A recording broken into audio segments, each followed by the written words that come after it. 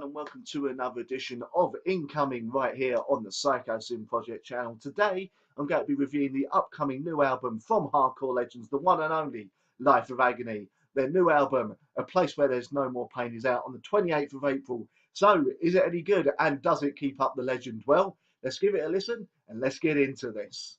A Place Where There's No More Pain is the fifth studio album from Life of Agony, following on from the previous album, Broken Valley, which unfortunately I never got round to listening to. I'm a big Life of Agony fan, but for some reason I never got round to actually managing to get to buy that album. That's the words I'm looking for there. Um, However, I have been listening to the band since River Runs Red, their debut album. This is also the first album since Keith Caputo became Mina Caputo as well. Not that should really change anything. They're still the same band. They're still making really, really emotional, heavy music. Exactly what you would expect from Life of Agony. However, first of all, for those who are expecting the more hardcore, heavier past, like, say, the days of Ugly and River Runs Red, that's not what the band are about anymore. They've moved into a more emotional, heavier, well, not heavy, more emotionally heavy. That's the words I'm looking for.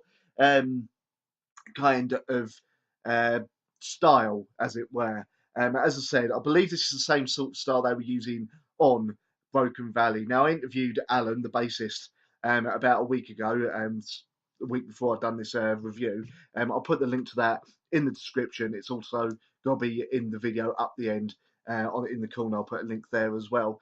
And during that interview, he did say that he feels that now, after many years of going through many, many styles, Life of Agony have found the sound they want to go for.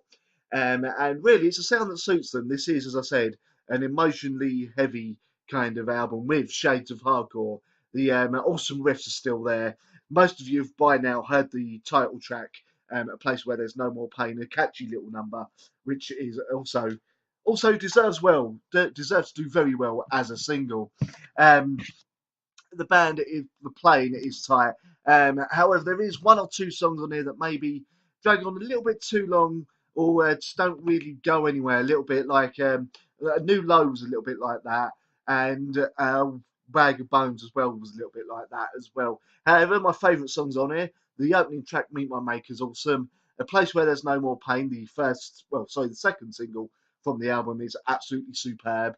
Walking Catastrophe is really good, and it ends with what could be a centerpiece to the album, but the very, very emotional and stunning little spots of you, which is basically just Mina, her voice, and a piano. And it's very, very affecting. And it's probably the first time I can think of that Life of Agony have really just let that happen. But they might have done it on the last album, Broken Valley. I don't know. I've sadly never heard it. I've got to remedy that situation, really. But all in all, is this an album worth your time? Is probably what you're wondering. Definitely. Apart from one or two slightly less glowing moments, it's a very, very good album. If you haven't listened to Life of Agony in a while and are expecting more stuff like the hardcore days of River Runs Red, adjust your expectations. That's not quite what the band are about anymore. However, they've still got emotional punch to their songs. Mina's writing, as ever, is top notch, and the band still know how to bring the riffs. But the more hardcore elements are no longer really there in this album, and I hope they continue. They sort of broke up in after Broken Valley. Well, not broke up, but went on a break because that was when Keith kind of come out and before he had his sex change, as it were. But you know what's been really heartening with Life of Agony and their fans is, let's face it, metal can sometimes be a little bit one-sided, and it was really, really nice for me to see that when Keith come out as being transgender and became Mina, no one really of any note slammed him for it. The band were accepted back, they accepted Mina, and the band should hopefully go on to even greater heights. Hopefully, the heights they've always deserved.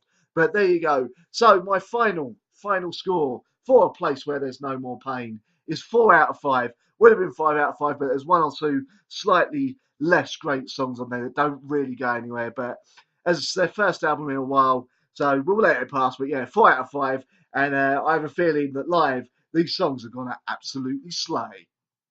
So there you go. That is what I thought of the brand new Life of Agony, a place where there's no more pain. As I said earlier, it's out on the 28th of April on Napalm Records. I hope you enjoyed the video. Feel free to like, share and subscribe. Also, up there in the corner is the link to my interview with Alan Roberts, the bassist for Life of Agony. If you missed it while I was doing my radio show, if you've never checked out my radio show, it's on every Sunday from 8 p.m. GMT, 3 p.m. EST on thatmetalstation.com. I hope to see you in the chat room. Thank you very much for watching. Also, if you enjoyed this video and want to help contribute to me making these videos better and doing more interviews with bigger bands, then feel free to check out my Patreon. The link, well, the address is down there at the bottom of this video, as well as in the description. Thank you very much for watching, and I'll see you next time. I turn to